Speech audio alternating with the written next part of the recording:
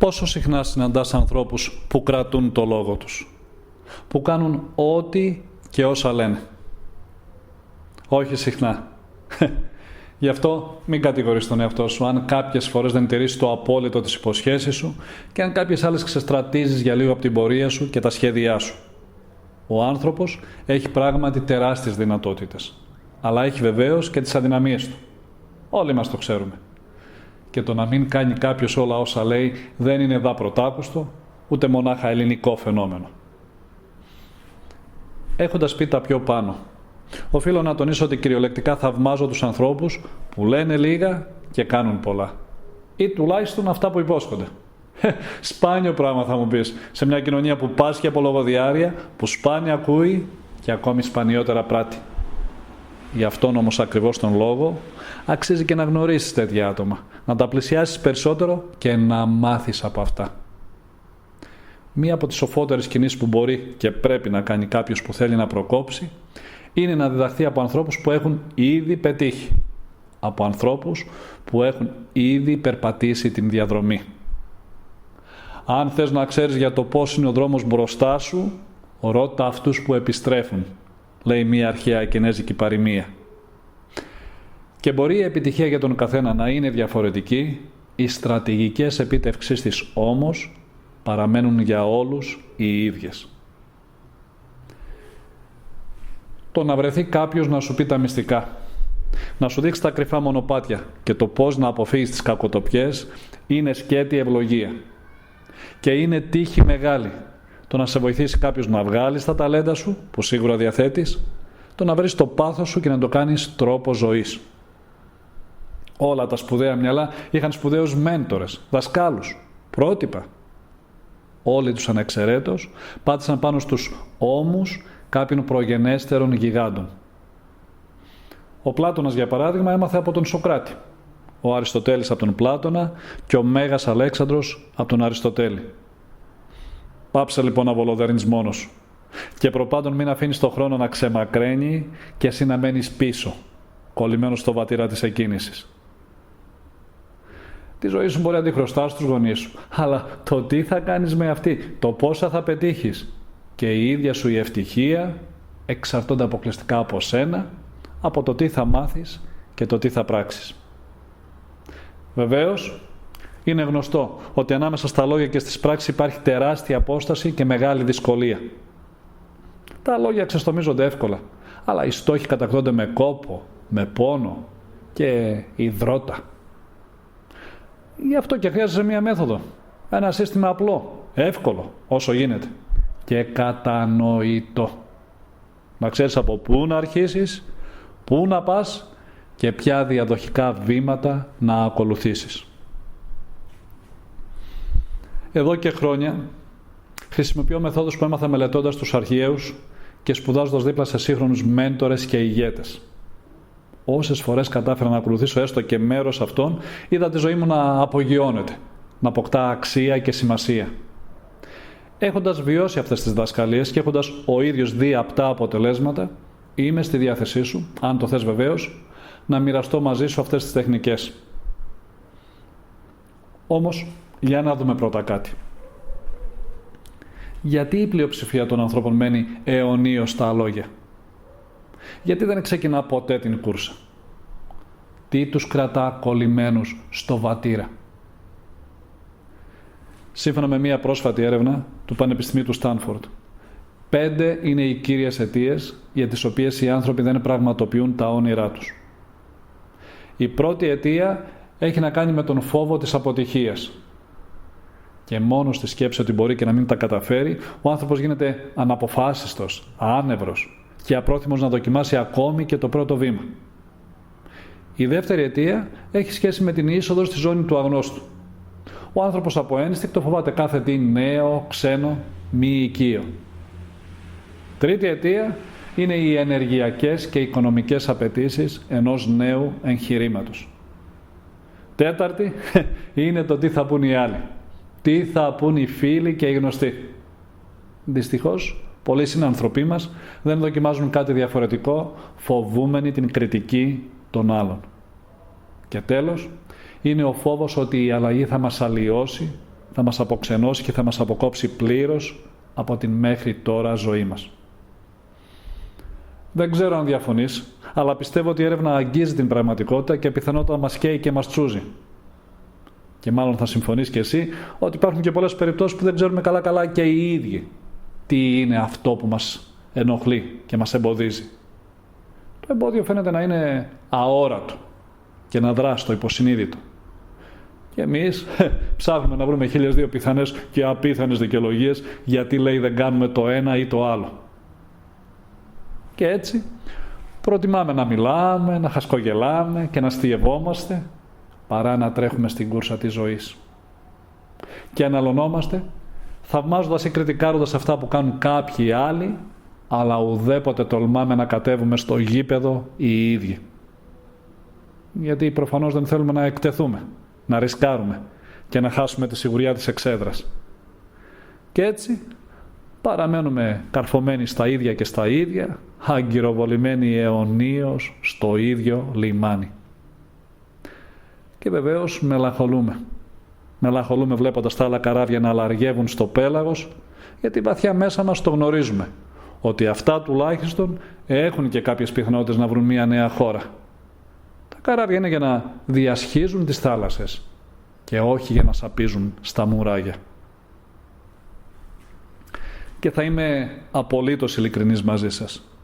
Δυστυχώς κι εγώ, ναι, σπατάλησα πολύ καιρό κολλημένο σε μία ιδέα και σε μία εικόνα που είχα χτίσει για τον εαυτό μου. Και μάλιστα μία εικόνα εξαιρετικά πετυχημένη. Το γνωρίζετε οι περισσότεροι από εσάς και συγχωρέστε μου την περιαυτολογία, αλλά εδώ και χρόνια θεωρούμε ένας από τους κορυφαίους εκπαιδευτές σκύλων στον κόσμο. Όμως, εδώ είναι η παγίδα. Εδώ είναι που την πατάμε. Όταν φτάνουμε σε κάποιο επίπεδο αριστείας, οι περισσότεροι από εμάς πέφτουμε θύμα της.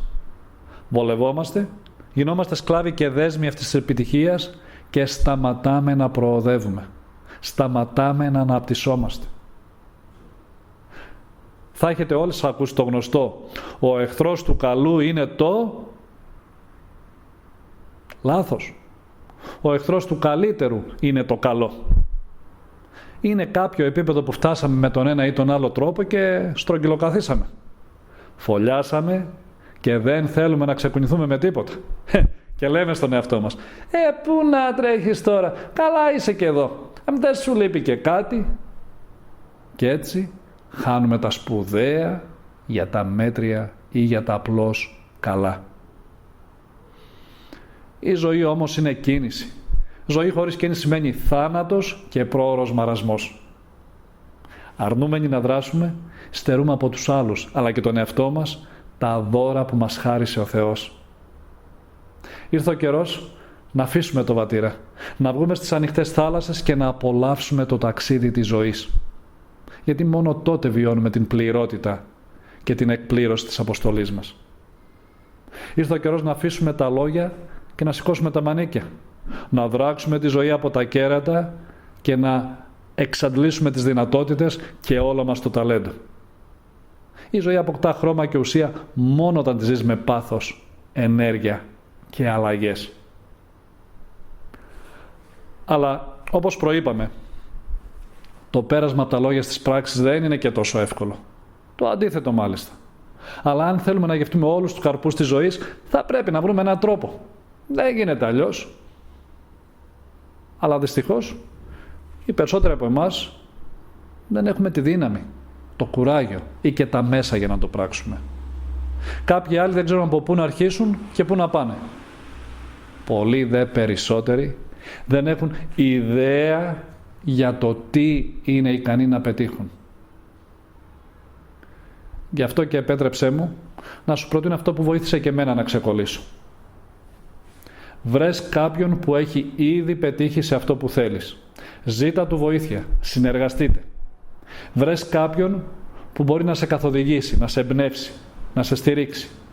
Κάποιον που να σου βγάλει τον καλύτερό σου εαυτό, ώστε να συντομεύσεις το χρόνο από το εδώ που βρίσκεσαι σήμερα, στο εκεί που θέλεις αύριο. Μη μείνεις ακίνητος, μαρμαρωμένος από το φόβο και τις ανασφάλειες. Μη μείνεις ακίνητος, θρονιασμένος στις δάφνες σου, αλλά αρνούμενος να πετάξεις ψηλά και μακριά.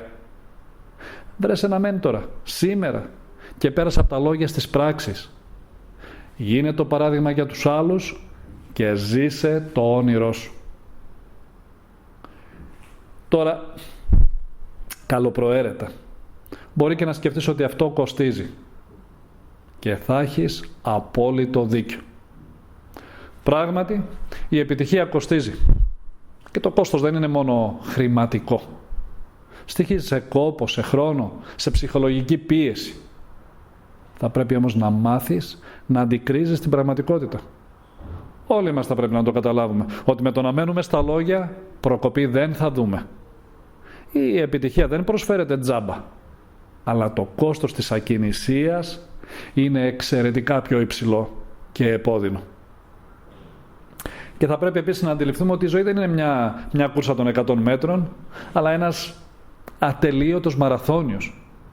Και ότι αυτό που μας έφερε σε ένα ορισμένο επίπεδο ζωής, σε μια πρώτη επιτυχία, δεν αρκεί για να μας εξασφαλίσει το αύριο. Και αυτό με οδηγεί στο επόμενο βήμα, που είναι εξίσου σημαντικό αν θέλουμε να ξεκολλήσουμε και να ξεγλιστρήσουμε από τις δαγκάνες της μετριότητας.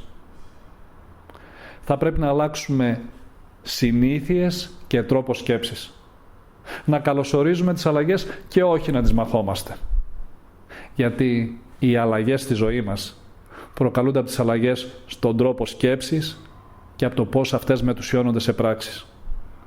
Δεν μπορείς να αλλάξεις κάτι αν δεν αλλάξεις προηγουμένως κάτι άλλο. Δεν γίνεται. Δεν είναι δυνατόν να βγάλεις περισσότερα χρήματα αν συνεχίζεις να δουλεύεις με τον ίδιο τρόπο. Ούτε και να φτιάξεις νοστιμότερο παστίτσιο μανόλι αν δεν αλλάξεις τη συνταγή και τον τρόπο μαγειρέματος. Με καταλαβαίνεις? Γι' αυτό λοιπόν, μάθε να αποδέχεσαι τις αλλαγές και να τις εκμεταλλεύεσαι. Κάποια πράγματα αλλάζουν έτσι κι αλλιώς. Γι' αυτό να είσαι έτοιμος να υποφεληθείς, να αποκτήσεις πλεονέκτημα. Δεν μπορείς να μείνεις πίσω από τις εξελίξεις. Και αυτό που σε έφερε ως εδώ, αύριο δεν θα είναι αρκετό ή θα αποτελεί παρελθόν. Ζούμε σε έναν κόσμο που αλλάζει ραγδαία και οφείλουμε να είμαστε ευέλικτοι και εξαιρετικά προσαρμοστικοί. Αλλιώς, πολύ φοβάμαι ότι σύντομα θα καταλήξουμε να έχουμε την τύχη των δεινοσαύρων. Όπως είπαμε λοιπόν, βρες ένα μέντορα, κάποιον να σε βοηθήσει. Ετοιμάσου να προπληρώσεις το απαιτούμενο κόστος και καλοδέξου τις αλλαγές. Αλλά όλα αυτά θα σου είναι εντελώς άχρηστα αν δεν φροντίσεις αυτό που θα σου πω τώρα. Είναι κάτι που πρέπει να το πάρεις απόφαση και να αφιερώσεις χρόνο για να το χτίσεις. Αλλά όταν το καταφέρεις, θα σου ανοίξει διάπλατα το δρόμο της επιτυχίας σε οτιδήποτε κι αν επιχειρήσεις. Θα πρέπει να γίνεις δυνατός. Να σκληρύνεις λιγάκι. Πόσες φορές δεν ακούμε κάποιους να λένε «Αχ, καλέ, εγώ δεν μπορώ. Αυτό δεν είναι για μένα. Δεν έχω το ταλέντο». Τι είναι αυτά? Γιατί νομίζω το λένε? Το λένε γιατί δεν έχουν πίστη στον εαυτό τους και στις δυνάμεις τους. Δεν έχουν αυτοπεποίθηση. Αλλά είναι προφανές. Αν δεν πιστεύεις, δεν πετυχαίνεις. Γι' αυτό λοιπόν θα πρέπει να εστιάσεις στην ψυχολογική σου ενδυνάμωση. Να θωρακιστείς ψυχολογικά.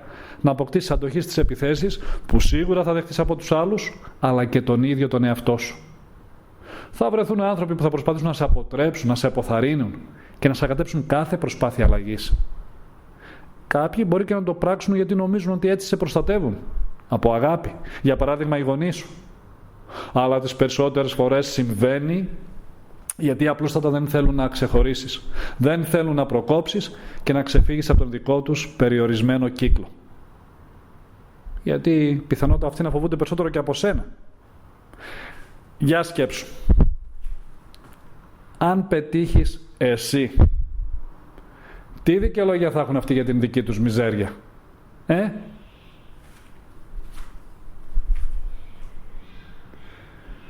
Τους 2 τελευταίους αιώνες έχει υπάρξει πολλή συζήτηση για το ποια είναι εκείνα τα χαρακτηριστικά ενός παιδιού που καθορίζουν την μελλοντική του πορεία. Για χρόνια πίστευαν ότι ο βασικότερος συντελεστής ήταν το γνωστό IQ, η νοητική ευφυΐα. Πρόσφατες μελέτες το έχουν ανατρέψει πλήρως. Και ξέρεις τι δίνουν τώρα πια ως τον πιο σίγουρο δείκτη? Το EQ, τη συναισθηματική ευφυΐα. Το πώς δηλαδή κουμαντάρεις και ελέγχεις αποτελεσματικά τα συναισθήματά σου. Αυτός που αντέχει στα ψυχολογικά σκαμπανεβάσματα, στις προκλήσεις και παραμένει ήρεμος και εστιασμένος στο στόχο του, έχει τεράστιο προβάδισμα. Θα πρέπει και εσύ να βρεις έναν τρόπο να ισορροπείς ψυχολογικά. Έναν τρόπο να αδειάζεις από την πίεση και το άγχος. Κάνε γιόγκα, διαλογισμό, βρες κάτι άλλο. Και θα πρέπει επίσης να μάθεις να αντιμετωπίζεις τα προβλήματα με ψυχραιμία, νηφαλιότητα και θετική νοοτροπία. Να ψάχνεις για λύσεις και ευκαιρίες. Και όπως είπε κάποτε ο παππούς μου, όταν πρωτομάθαινα να περπατώ, μάθε να στέκεις ωραία Γιαννιού κι όχι να πέφτεις. Μάθε να στέκεις και όχι. Να θυμόμαστε λοιπόν ότι με το να μένουμε στα λόγια και κολλημένοι στο βατήρα δεν ωφελεί. Είναι η πράξη που κάνει τα όνειρα αληθινά. Μην αφήνουμε το φόβο να μας παραλύει. Να επιδιώκουμε την κίνηση και τις αλλαγές. Να δυναμώσουμε ψυχολογικά.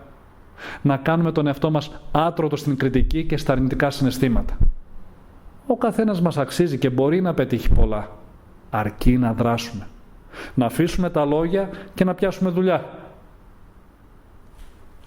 Συνέχισε να βάζεις το ένα πόδι μπροστά από το άλλο. Κάθε μέρα, κάθε μέρα. Ο Θεός έπλασε για να ζήσεις. Και ζωή σημαίνει κίνηση, πράξεις, ζωντάνια. Θέλεις να ζεις ή απλώς να υπάρχεις?